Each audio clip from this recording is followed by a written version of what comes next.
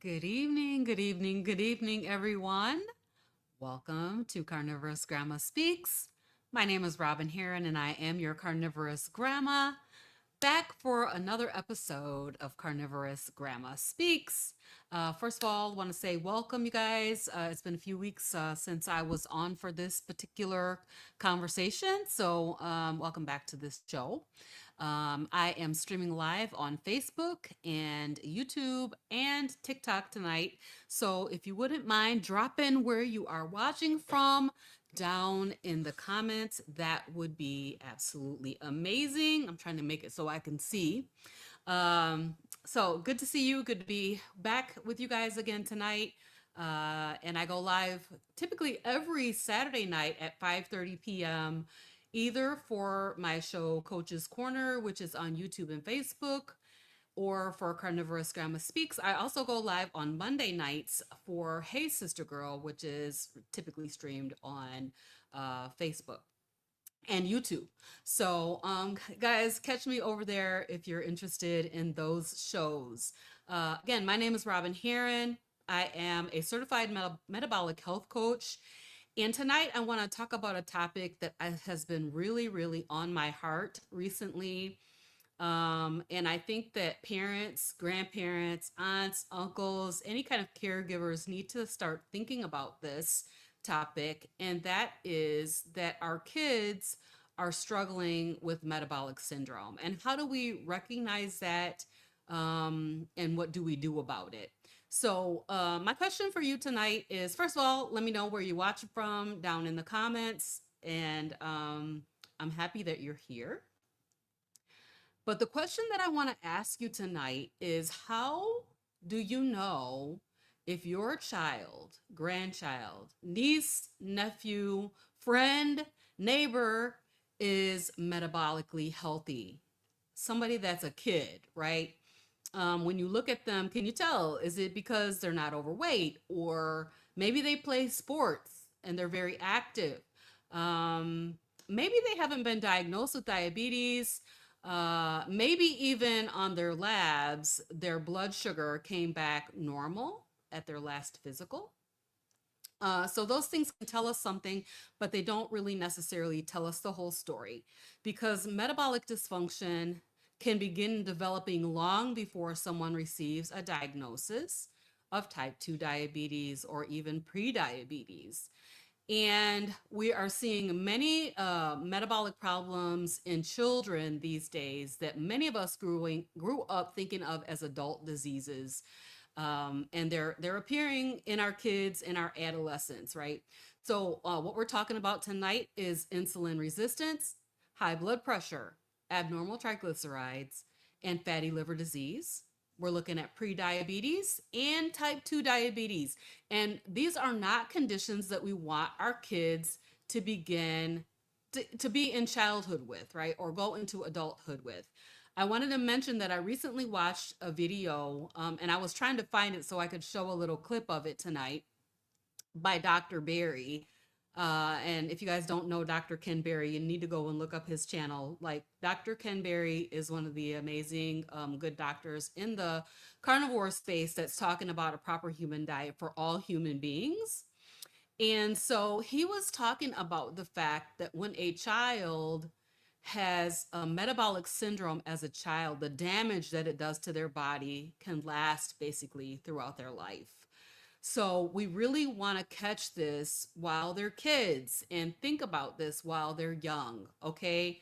So that's why I wanted to talk about it. I mean, I've got grandkids. I don't have control over what they eat necessarily, but I do talk to them about a proper human diet for all human beings. Hi, Marcia. So glad that you're here tonight.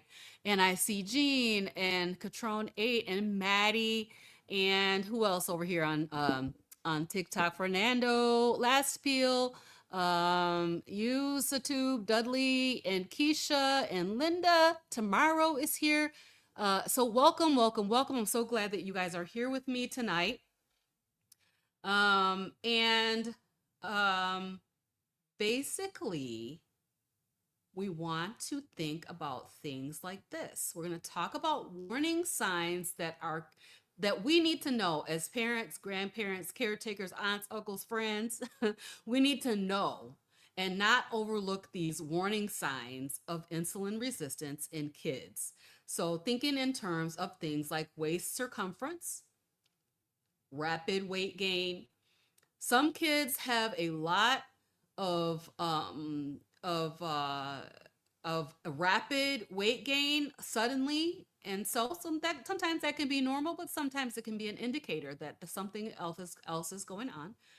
We're going to talk about that dark ring around the neck. So, when I was a kid, I had that dark ring around the neck, incessant hunger, and incessant fatigue. Like your kid can't stay awake to save their life. Okay.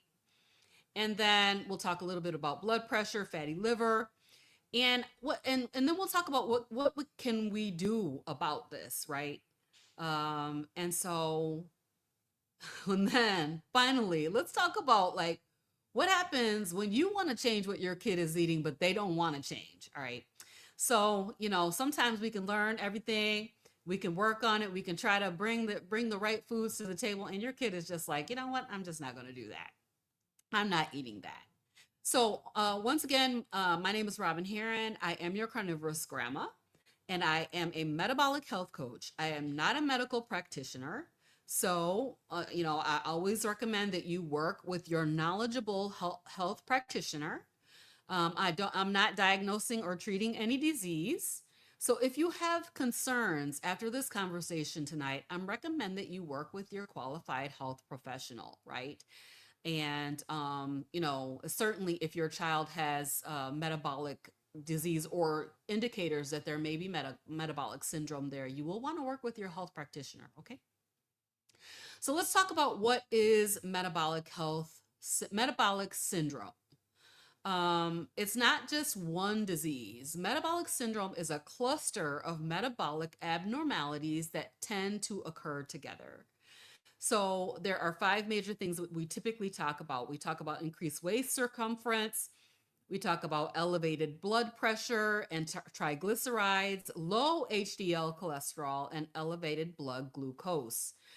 One other one that I really want to mention, and I recommend that everyone begin to have this added to your lab panel, and that is your fasting insulin. Because elevated blood glucose in and of itself is just one indicator, but that fasting insulin can tell you what your insulin is doing when you're not eating anything for a period of time. So that's something that everybody, including all of us adults and all of us kids, needs to add to our lab panel. Now, what I want to tell you is that you need to advocate for yourself and your kid when you go and you ask for that, because your doctor or your nurse practitioner or your PA may be of the mind that this is not a standard panel. It's not a standard in your standard CBC, right? But it's something that you want to know. So basically, you need to add that. Okay. So when several of these kind of major components occur together, the risk of developing type 2 diabetes and cardiovascular disease goes up significantly. And so, we don't take simply the diagnostic cutoffs for an adult and apply them directly to a 6-year-old or a 10-year-old or even a 14-year-old, because kids are growing, they're going through puberty, their bodies are making changes. And so the normal variations that go with age and sex and the pediatric definitions of metabolic syndrome are not as standardized as the adults' definitions. So I don't want you to watch this episode and try to diagnose your child at home. But what I do want you to do is learn how to recognize patterns that deserve attention, right? Because metabolic disease does not begin on the day that someone receives a diagnosis, even if you are what they call pre-diabetic, right? It takes 10 years. Well, for adults, it takes 10 years of metabolic dysfunction for you to receive a pre-diabetic diagnosis. So I want you to recognize the patterns. and see what you're seeing, because we're seeing a lot of things and a lot of times we don't know exactly what it is that we are seeing. Okay. So let's talk about hidden sign number one, and that is increasing waist circumference. So just like in adults, the waistline is a big indicator, right? And when we think about childhood obesity, we immediately think about body weight, but weight alone does not tell the whole story. In fact, I want to tell you that the scale, she's a lie. Don't let her tell you who you are, okay? So the weight alone does not tell the whole story. But where that fat is being stored on the body does matter. So fat stored around the abdomen, that visceral fat that surrounds our internal organs, is metabolically different from much of the fat that's stored underneath the skin. And higher levels of abdominal fat are associated with insulin resistance and cardiometabolic risk.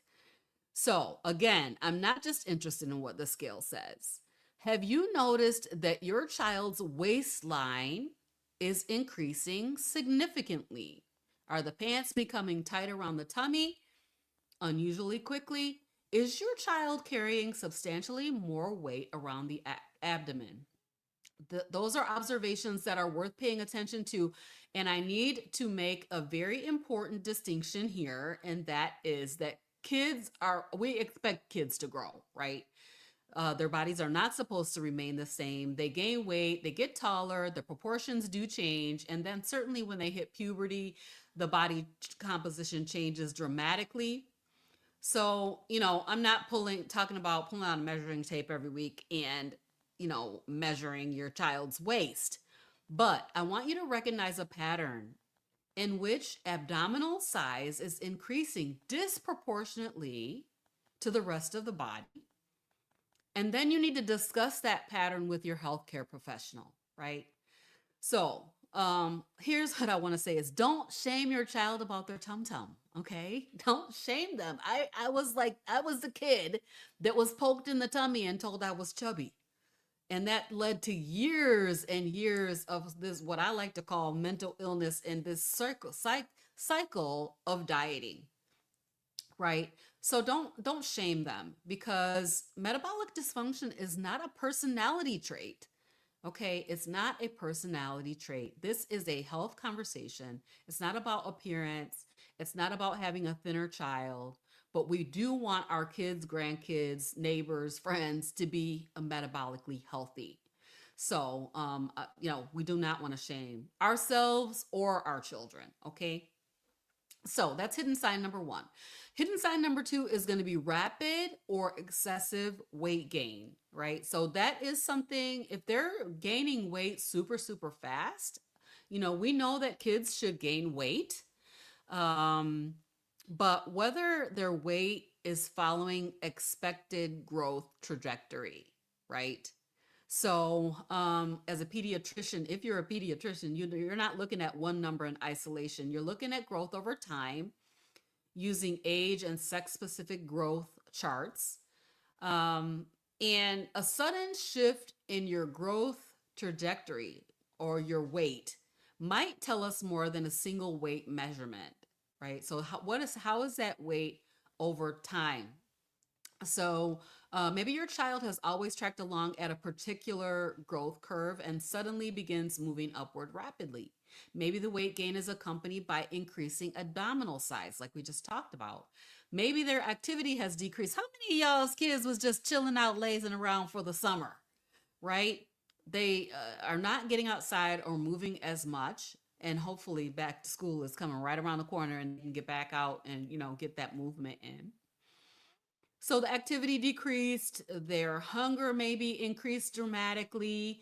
Maybe their sleep is deteriorated. Are these kids staying up all night scrolling? I think they are, right? Bad sleep. What about the diet? Has the diet changed? Maybe they're on medications or having hormonal issues or other medical factors are involved. So we don't jump to conclusions, but we do investigate, and we do ask better questions. And so I want to say that weight is information. And as I said, the scale, she be lying. And, you can't look at what the scale says in isolation. And weight is not a moral judgment. This is a mindset I really want us to get away from in the world, right? Because we have designated overweight with some kind of personality problem. Like, it's not a personality problem, okay? It's not a moral judgment. So a child's not good because they're thin and bad because they're overweight. And I remember feeling this way as a kid, just feeling like I'm a bad person. I have a lack of self-control. I'm not able to, accomplish my goals, basically my weight goals. So we need to keep that out of the conversation and look for information about what's happening physiologically. Now, I want to talk about this dark ring around the neck. Have you guys ever seen that? I mean, it's in kids, but it's also in adults. You might see it up the side of the face here. You might see it around the neck. You might see it in like your armpits or inside your arms. And that is called acanthosis nigricans. And it is a dark, thickened, almost velvety looking skin around the neck, under the arms, and in other body folds. Can I turn up my volume? Can somebody tell me if I'm audible? I don't know if I'm able to turn up my volume. I have my microphone on. Let me see what I can do. It's all the way up. Let me know if y'all can hear me. Seems like somebody told me that same thing last week, that you were having a hard time hearing me. So acanthosis nigricans. And sometimes people think that the child's neck is dirty. How many of y'all, when I was a kid, they was like, take this alcohol and wipe your neck because your neck is black, right? And it is not dirt. It's not a dirty neck, okay? So you scrub it, you tell your child to wash better, but it doesn't wash off because it's not dirt.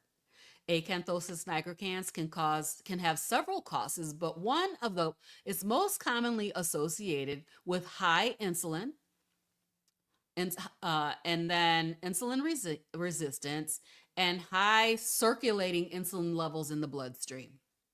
So if you notice this on your child, don't panic and don't try to diagnose it yourself, but don't ignore it either, because it is the body trying to tell you something. I don't know if you guys have seen my pictures, the ones where I had the 2 black eyes and the dark circle around the mouth for many, many years of my life. That was a symptom of metabolic syndrome. My body was speaking and I was not able to understand what it was trying to tell me.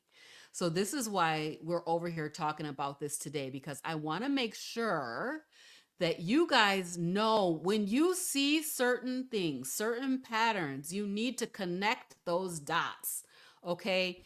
And so we don't want to ignore acanthosis nigricans because it is one of the common symptoms of metabolic syndrome. Another one I just want to mention really quick before we go to the next sign is skin tags. Did you know that if you have those little, what they call moles, a lot of people call them moles, right? Those are not moles. They're called skin tags. And they are one symptom of metabolic syndrome, high insulin in the blood, and that. So you need to be looking at that with new eyes, okay? So I want you to talk to your child's healthcare provider and see what information that your child's body is giving you outside about what's happening on the inside. Hidden sign number 4, my child is always hungry, right? My child just ate and they're hungry again. Now, we know at certain times of life, kids are going to be more hungrier. They just will be because they're having a growth spurt or things like that. And teenagers, y'all, I'm telling you, these kids can eat a lot. These kids eat a lot. I'd be amazed at the amount of foods that they eat. And hunger alone does not mean that a child has insulin resistance, but persistent hunger is worth looking at in the context of everything else that we're discussing. So when you put all these factors together and then you start to look at it with new eyes, and then we need to be considering what is the child eating, right? Is the child eating a bowl of sweetened cereal for breakfast? A juice box? Maybe they're having crackers or cheese and crackers for a snack. Maybe they're having a sandwich, chips, and something sweet at lunch. Maybe they're having another snack after school. And by dinner time, they're still starving. So we need to distinguish between eating a lot of food and eating food that provides long lasting satiety and adequate nutrition. Is the food you're feeding your kids, does it provide adequate nutrition?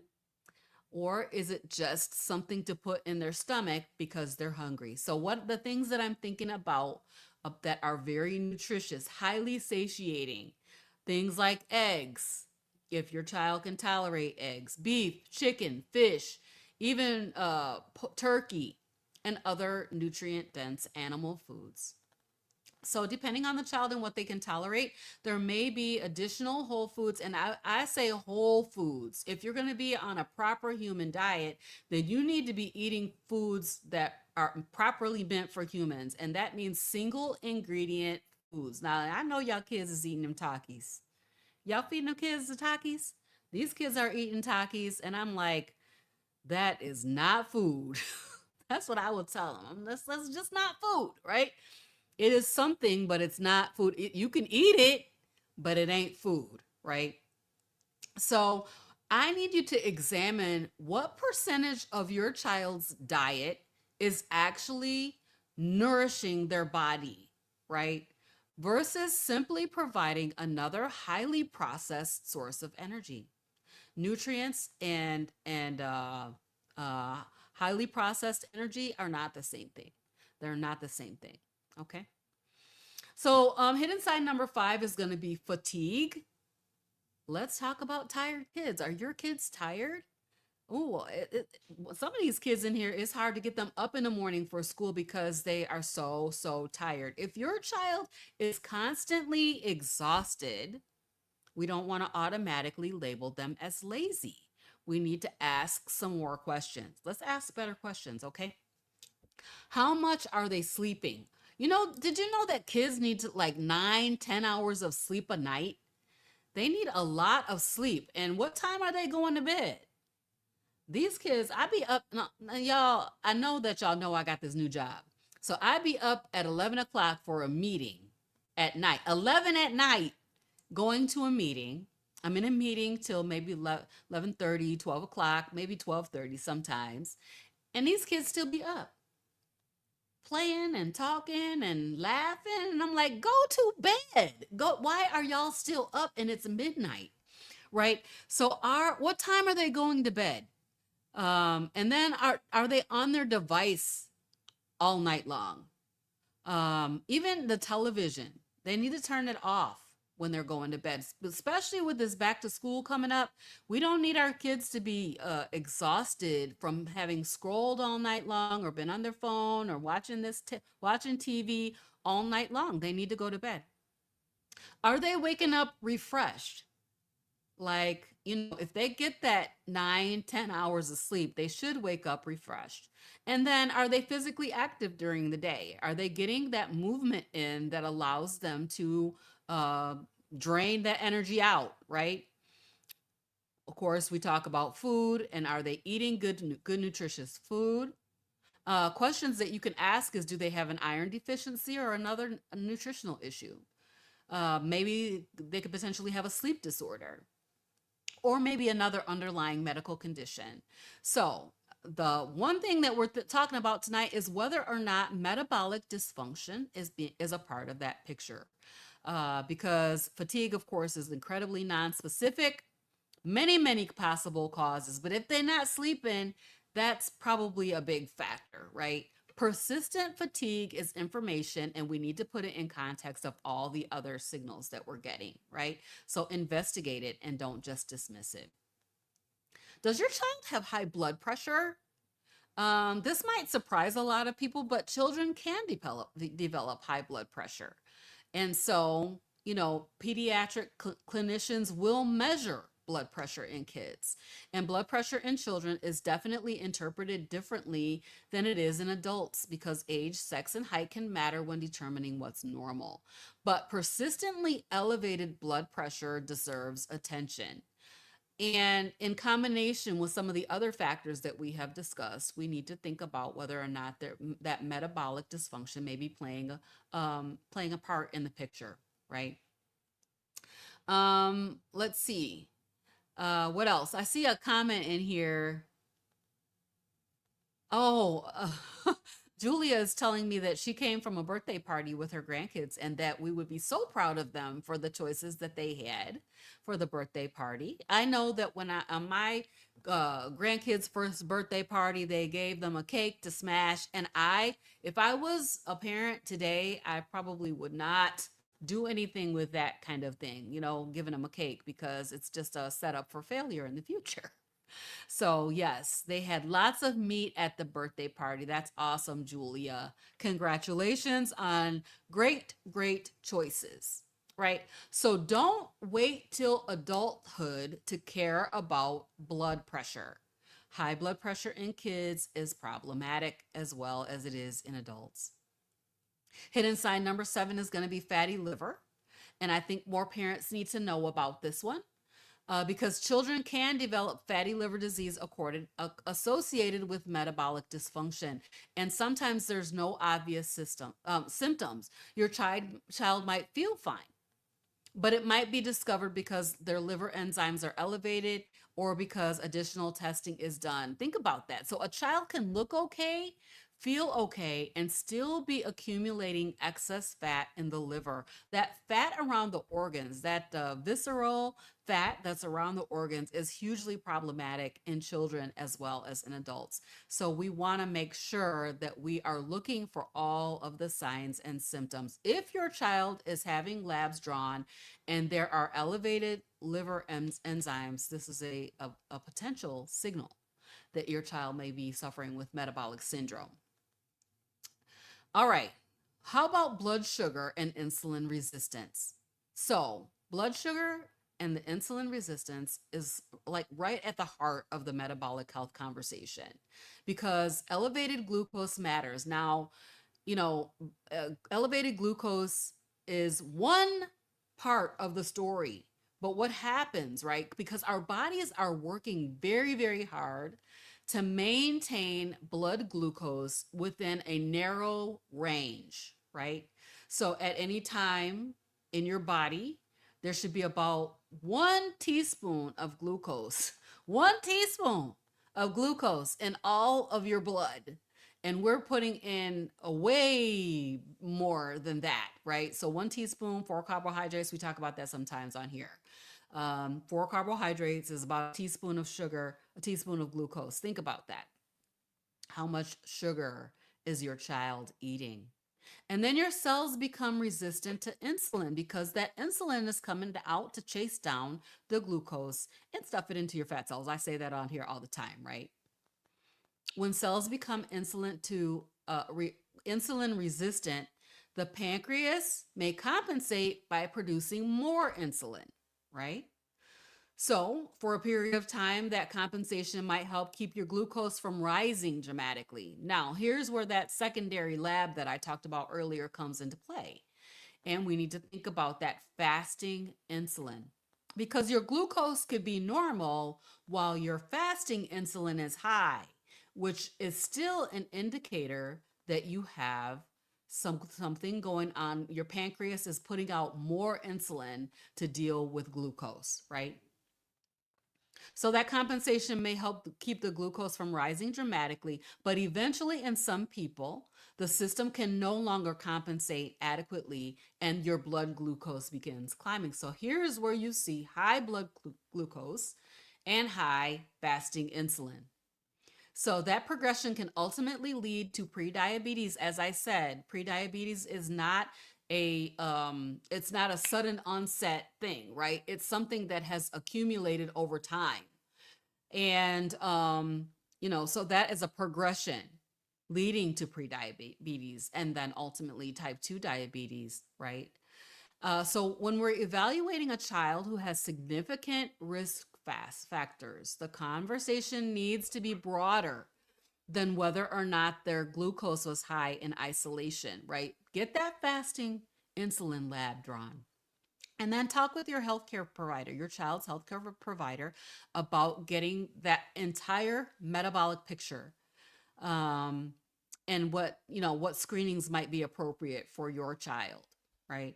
Because it's multiple things in context that we need to be considering. We're looking at metabolic syndrome in children and in adults. We need to look at get the big picture here. So that's something that I want you to consider. All right, so what are we going to do about it? What are we going to do next? Because you're saying, all right, this is, you're telling me a lot of information. What am I supposed to do with the information? What am I going to do? How do I handle this? If I'm seeing some of the signs that you just mentioned in my child, what am I supposed to do with this information? First of all, don't panic. Second of all, I don't recommend that you diagnose your child from YouTube, not even from me, your carnivorous grandma, right? So the third thing is ask those questions. Schedule an appointment with your child's pediatrician if you're concerned about some of these factors. Ask about growth trajectory. Ask about the blood pressure. Discuss the family history, because we always say that your family history will load the gun, but your nutrition is going to pull the trigger on some of these chronic diseases that we're facing, right? So think about and talk about what the waist circumference means, and central adiposity. That's fat around the abdomen. Ask whether you need to be screening for glucose abnormalities, lipid abnormalities, fatty liver disease, or other metabolic conditions as appropriate, right? We want you to go in armed with information and have a good, well-planned conversation with your child's medical practitioner, right? So that's the goal. You want to have a productive conversation about your child's health. All right. So then the next thing is, what does your home look like? What's going on inside there? Y'all, I'm telling you, it's a struggle, because sometimes we have control over things and sometimes we don't. When you go in your kitchen and you open up your refrigerator and open up your pantry, what's inside there? How much juice, right? How much sugar sweetened beverages? How many sports drinks or sweet cereals or chips, cakes, cookies, pies, snack cakes? I know this baby around here. She's almost 4 years old, and she likes nothing but carbs, right? So she wants to eat what do they say? A coffee cake for breakfast. I'm like, what baby eats coffee cake? Anyway, snack cakes. How many foods that can be opened and eaten endlessly without requiring someone to cook anything? Then you need to ask, who bought that? Who bought it?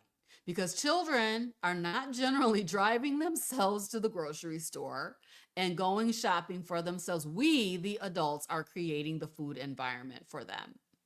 So, teenagers maybe have a little bit more leeway. Some of them are some of them are out there driving, they're doing what they want, they going and stopping and getting this and that, right? So, we don't necessarily have control over everything. But with the younger kids, the adults have the most influence over what foods are available to children. And I'm going to tell you something that is really challenging, because the convenience factor is a problem, right?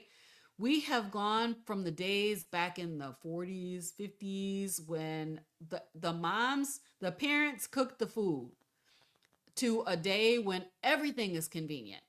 Everything is convenient. The kid can go and get something out the freezer. And I watch this happen this over here. They go in the freezer and they get something out and they go and put it in the microwave and they cook it and eat it for themselves. Something that's convenient for them. Nobody has to cook anything. So, but we can change the environment, and we can start with beverages, right? So what is your family drinking? Are they drinking soda and juice and sweet tea, sports drinks, energy drinks, sweetened coffee drinks? How much Starbucks is your kid? How about that, what is that strawberry thing called? I don't know. At Starbucks, they have this strawberry drink that my grandkids love, right? It's a lot of sugar coming in through the straw. and water is good for them, and it doesn't have to be exciting, but you can give them some electrolytes. Water has a job. That job is hydration.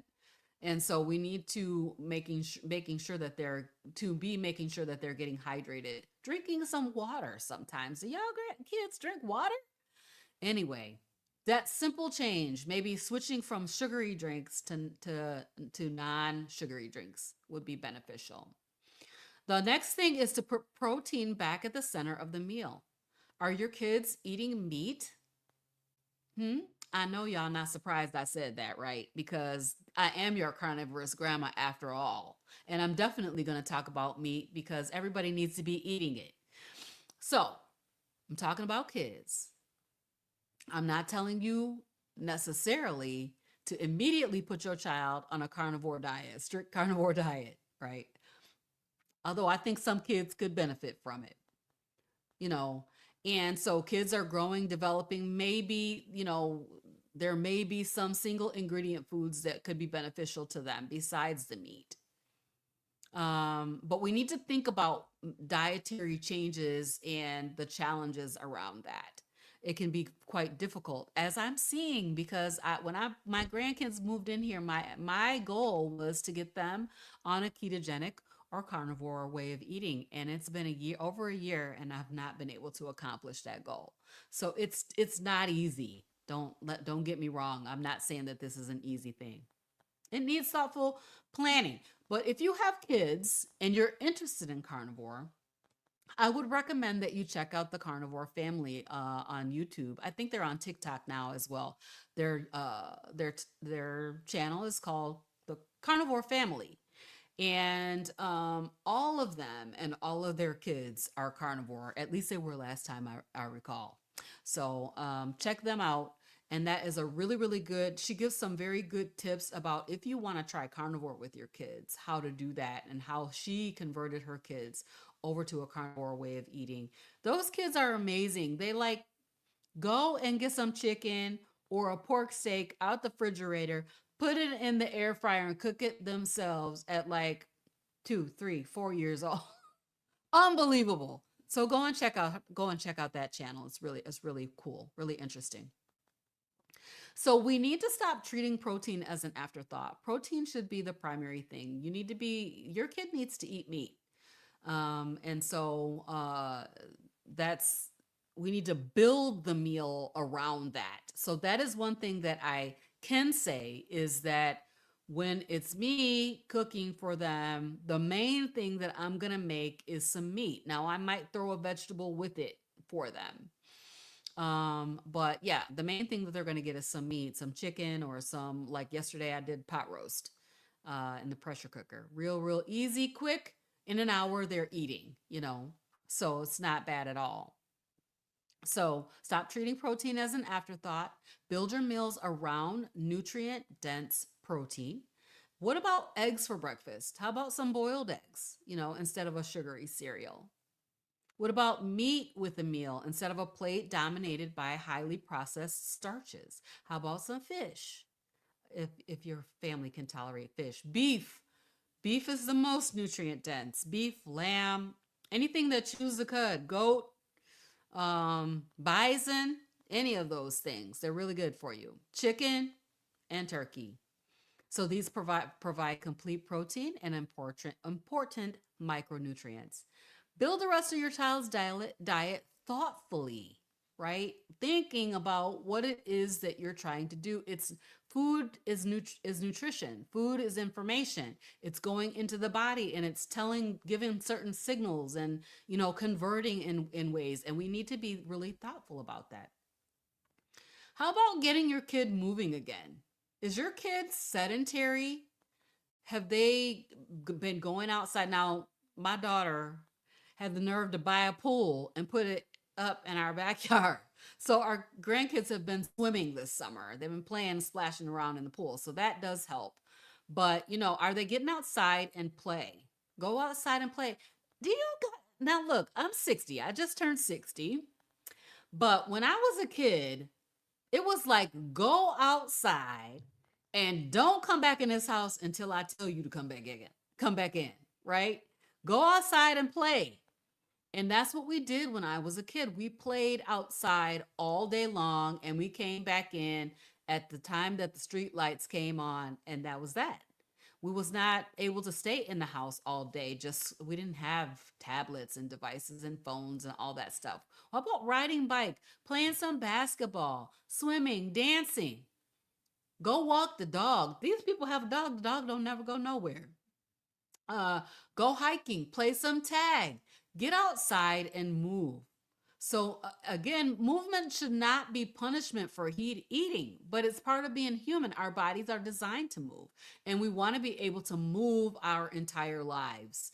So, ideally, the parents can participate as well with movement.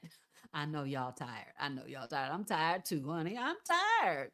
So, but yeah, instead of telling your kid, you need to exercise, say, come on, let's go for a walk. And that changes the dynamic. Another thing is that we need to be protecting our kids' sleep.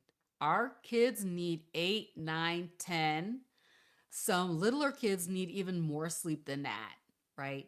And so we can't ignore the fact that we need good quality restorative sleep.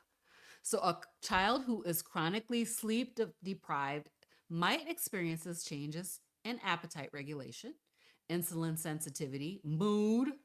Ooh, when they don't get enough sleep, are they cranky or what? Yes, they're very cranky. They might not be able to focus. I was just talking on Coach's Corner last week with Christy from Meeting Wellness, and Christy was saying that the kids are just falling asleep in class. And it used to be unusual for kids to fall asleep in class, but now it's like, oh, they sleep. Come on, they're not getting enough sleep. They're chronically sleep deprived, right?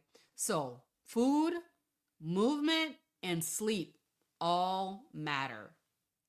Sometimes improving metabolic health means establishing a bedtime and getting the phone out of the bedroom.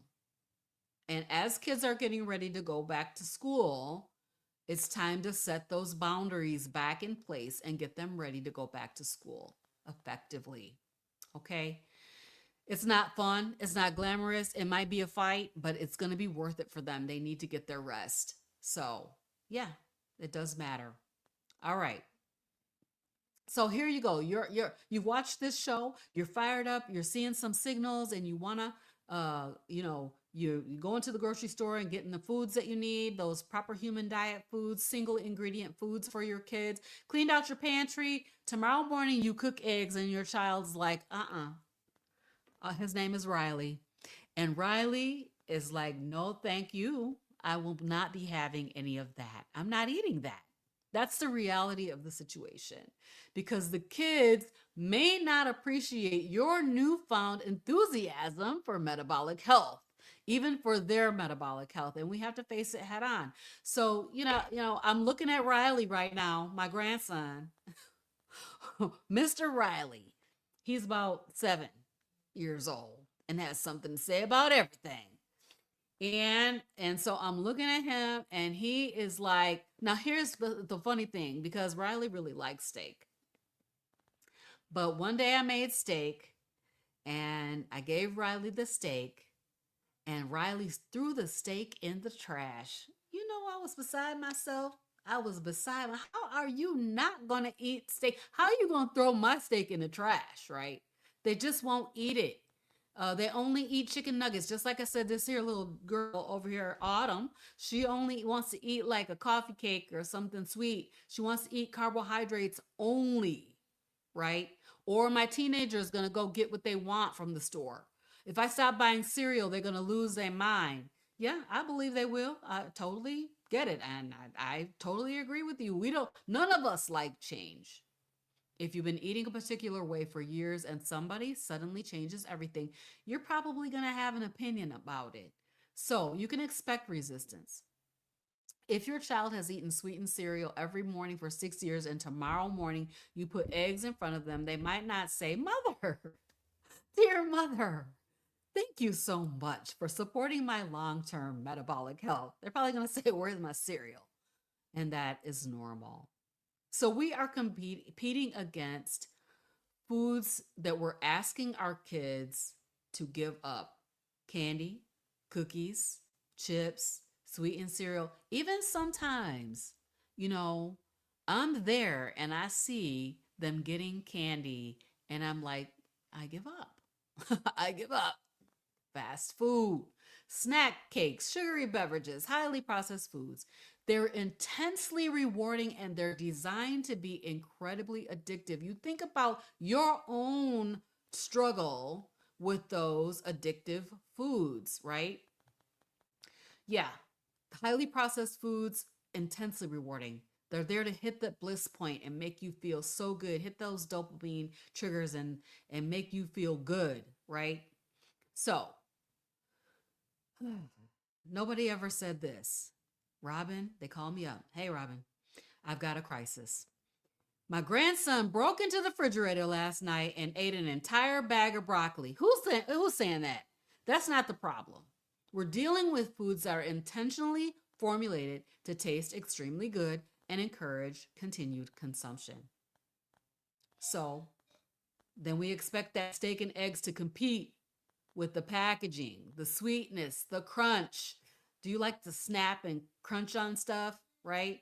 And years of habit. So it will take time. Like I said, I've been trying for over a year to convert my people and they're still not converted yet. Right? So, your child does not have to like every decision that you make. You are the parent. Parents have to parent, right? And we need to think about the long-term effects of the choices that we're making for our kids. So, we do require children to do things because we are responsible for them. We require them to brush their teeth. We require them to go to school. We say, wear your seatbelt. The little one, I tell her, like, stop standing up in the chair. We tell them to go to bed on time, take a bath. Well, we don't really say, like, well, she doesn't really enjoy brushing her teeth, so we're just going to leave that out. No, we don't do that. Of course we don't. And nutrition requires thoughtful parenting too. It doesn't mean force feeding kids or turning dinner into a nightly screaming match, but it does mean making effective changes and helping move them toward a better, more nutritional eating pattern. So establish those boundaries for your kids. You can do that. You control the environment because you're the person who buys the groceries. You are the person who puts that food in the pantry. You're the person who pays for it. You decide what's going to be available. So for those little kids, you know, parents have, hey Celeste, how you doing? Parents have enormous influence over the food environment. So, you know, it's not like you can never have another cookie again in your life, but we're not going to keep 3 packages of cookies in the pantry, or maybe we're going to lock up some of that stuff and ration it out, whatever it is, until we're able to transition over to a more healthy way of eating. So make a difference where you can, okay? So we don't want to make them demonstrate willpower. Now, if you put the stuff in the pantry and they have to make a decision of whether to eat it, they're going to eat it. You got to change the environment the same way you would do for yourself when you're making a dietary change. We don't want to make every meal a battle. You know, we want to just go ahead and make effective changes, establish those boundaries, and give the choices that are within the boundaries that we want to give. All right. Don't single out one child. We got 5 of them in here. So we want to make sure that we don't give them a complex like I had coming up. You know, everybody can have dessert except you because you're fat. Don't do that. Don't do that to your kids. Do not do that to your kids, okay? The whole family needs a healthier habit, right? So everybody drinks more water. Everybody eats better meals. Everybody moves more and everybody works on their sleep. Don't make one child feel like they are the family's health project, okay? Please don't do that. And then you need a model what you want them to learn. I think Celeste just said this. Parents teach their children how to eat. That's the uncomfortable part for us as adults, is that Your kid is watching you, and what you do is what they're going to want to do, right? So if mom is drinking soda all day and tells the child to drink water, they're going to be looking at you like, what? But you drink pop all day, right? Dad eats chips every night while telling the child they need to lose weight. They're watching you. Them kids are watching you. And they're going to tell somebody on you. They're going to embarrass you, okay? So if we're constantly talking about being on a diet, falling off the diet, cheating on the diet, hating our bodies, our kids are listening to this, right? So we need to model the habits that we want our kids to follow. So making it a family lifestyle is very, very important. Eating together when you can is important. Teaching kids how to cook, as I was talking about the healthy family, Rebecca and her family, and she taught them babies how to cook young. Like, I couldn't believe that little kids were going in the refrigerator, getting a pork steak out and cooking it. And it looked good and like something that I would want to eat, right? Yeah, walk together, learn about nutrition together, and then you can improve your health together, right? So I'm going to put my grandmother hat on. Kids don't need perfect parents. They need consistent parents. Consistency matters in so many ways, right? Because, we are literally loving our people to death with the food that we are feeding them because we love them. And our parents did the same for us. We provide those comfort foods and the sugary treats because we love them. But, sometimes as parents, you're going to have to make a decision that your kids don't like. That happens all the time. The kids don't like everything, all the decisions. Sometimes love says yes, and sometimes love says no. Sometimes love has to say, I know you're disappointed, but we're making some changes because I care about your health. So it's not your job as parents to make your kid happy with every decision. Did you know that? Did you know that? Hi, Linda. So good to see you tonight. Yeah. Your job is to prepare your kid to be a contributing member of society. Help prepare them for adulthood. All right. So we're not just raising kids. We're not just raising kids. We are raising future adults. And so I want you to picture your child at the age of 35. What kind of person are they going to be? Not just 8 or 12, 16, but 35 years old. What are they going to look like? What is their health going to look like? Do you want your kid actively managing type 2 diabetes at the age of 35? Taking multiple medications, right? Living with advanced fatty liver disease, struggling with severe metabolic dysfunction?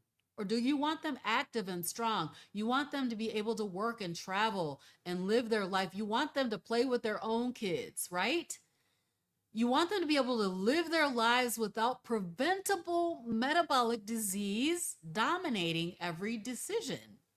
Preventable, right? Now is the time to prevent that as they are kids. So, no, we don't guarantee outcomes because, as I said, your genetics do matter. The genetics load the gun. Your nutrition is going to pull the trigger on those chronic disease states that run in the family, right? So that environment does matter. All right. So we pass down more than just our DNA. Thank you, Raise Your Vibration, for the 10 jewels for the floating heart. I appreciate that very much. Thank you so much. We pass down our habits to our kids and grandkids. We pass down what breakfast looks like. We pass down what dinner, what celebrations look like. I was just talking about Julia, whose grandkids had meat for the birthday. Now, you know, as I talked about the fact that we have given a baby a whole cake, we need to think about that. We need to rethink that process. Like, how much sugar is that? It's a lot. We pass down how we respond to stress. We pass down whether or not we move. You know, was your mom sedentary? Are you sedentary? Now are your kids sedentary? Your grandkids are sedentary, right? So is it normalized to move? We pass down whether our sleep is protected, and what we believe food is supposed to do. So again, we can have strong genetic predispositions toward diabetes, hypertension, other metabolic conditions. I eliminated my hypertension by changing my eating pattern. And so that is something that runs in the family. It is a genetic predisposition, but that didn't mean that I had to allow it to control my life. So, yeah, we can't rewrite the generations that came before us, but we can influence what happens next. And we need to think about what we're doing with these kids, right? You can't change history, but you can change the future. So I want you to think about that and sit with that, because it's bigger than losing weight. It's even bigger than carnivore. It's bigger than keto. It's bigger than any diet. We're talking about changing the health trajectory of your family. All right, you guys. So you can take a challenge if you would like to this week. I want you to think about this, a little homework that you could do.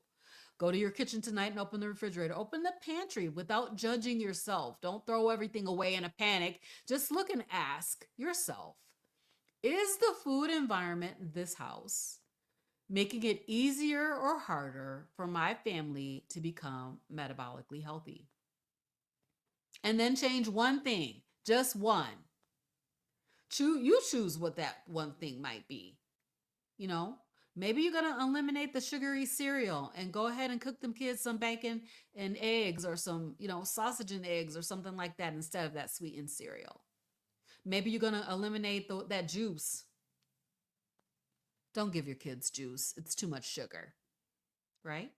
Maybe the phone comes out of the bedroom at night and let them kids get some sleep. Yeah. So we love our kids and our grandkids. We love our nieces and nephews. We love our neighbor kids, and we want them to grow up to be healthy, strong adults. So that means us making some choices for them, making sure that what's available in the pantry and the refrigerator is conducive to their metabolic health, right? So yeah, again, your child might not appreciate all those decisions that you made today, but in the future, they will thank you. We need to give them the knowledge. We need to talk to them about metabolic health. I talk to my grandkids all the time about what they're eating. And certainly, if they get sick with any disease, they need to try a carnivore way of eating for to eliminate everything. And let's see whether that would help your illness. So this is about stewardship.